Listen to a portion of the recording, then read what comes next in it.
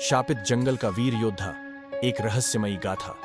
बहुत समय पहले भारत के घने जंगलों में एक रहस्यमयी राज्य था, अरण्यगर्भ। यह कोई साधारण राज्य नहीं था, बल्कि इसमें जादू, शाप और अनगिनत रहस्य छिपे थे। इस राज्य का रक्षक था वीर प्रताप, एक महान योद्धा जिसने अपने बल, बुद्धि और साहस से कई युद्ध जीते थे। लेकिन उसकी सबसे कठिन परीक्षा अब भी बाकी थी।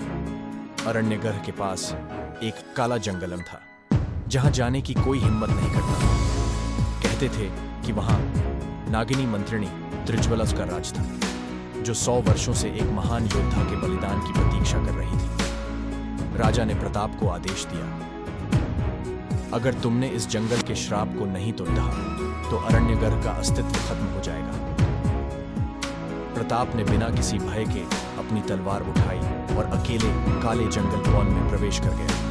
जैसे ही प्रताप जंगल में पहुंचा, अजीबोगरीब घटनाएं होने लगी। पेड़ आपस में फुसफुसाने लगे और अचानक एक वृक्ष गरजते हुए बोला, हे योद्धा, तूने यहां आकर अपने जीवन का अंतिम अध्याय लिख दिया। प्रताप ने कहा, योद्धा अपने कर्तव्य से पीछे नहीं हटते, चाहे मृत्यु ही क्यों न सामने हो।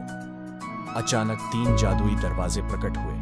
एक गूंजता स्वर बोला, इन 3 में से एक द्वार तुम्हें विजय दिलाएगा, पर बाकी 2 तुम्हारे प्राण हर चुनाव करो। प्रताप ने अपनी बुद्धि का प्रयोग कर बीच वाले द्वार को चुना, और जैसे ही उसमें प्रवेश किया, उसे एक भयानक जादुई माया जाल में फंसा पाया। प्रताप ने देखा कि सामने मत त्रिज्वला खड़ी थी, नागिन का रूप धारण किया। उसकी आंखों से आग बरस रही थी और उसके इशारे पर विशाल नाक रेंगते हुए प्रताप की ओर बढ़ने लगी।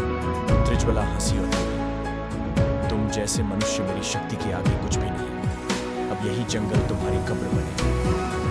प्रताप ने अपनी तलवार उठाई और गरजते हुए कहा, मैं अपने राज्य और प्रजा की रक्षा के लिए यहाँ आया हूँ। चाहे तुम्हारा जादू कितना भी शक्तिशाली क्यों ना हो, मैं तुम्हारा अंत करूंगा।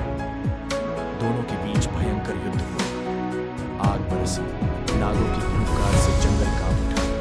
प्रताप ने अपने पराक्रम से सभी नागों को परास्त किया और अपनी तलवार से त्रिज्वला के आग के रथ को चकनाचूर कर दिया। अंत में प्रताप ने वो 20 पाटे देवदत्त मंत्रमण का उच्चारण करते हुए त्रिज्वला के हृदय पर वार किया। त्रिज्वला चीखती हुई जलने लगी और देखते ही देखते राख बन गई। जंगल का श्राप समाप्त होते ही अंधकार मिट गया। पेड़ फिर से हरे हो गए, पक्षी चहचहाने लगे। प्रताप ने राहत की सांस ली। वह जीत चुका था, या शायद नहीं। जैसे ही वह जंगल से बाहर जाने को मुद्दा, उसने पीछे से एक हल्की हंसी सुनी। वह रुक गया। वही जली हुई राख धीरे धीरे हवा में घूमने लगी और उसके बीच से त्रिज्वला का साया उभरने लगा, पर इस बार उसका चेहरा प्रताप जैसा था। त्रिज्वला ने हंसते हुए कहा, तुमने मुझे नहीं मारा प्रताप, अब मैं तुम्हारे अंदर बस चुकी हूं।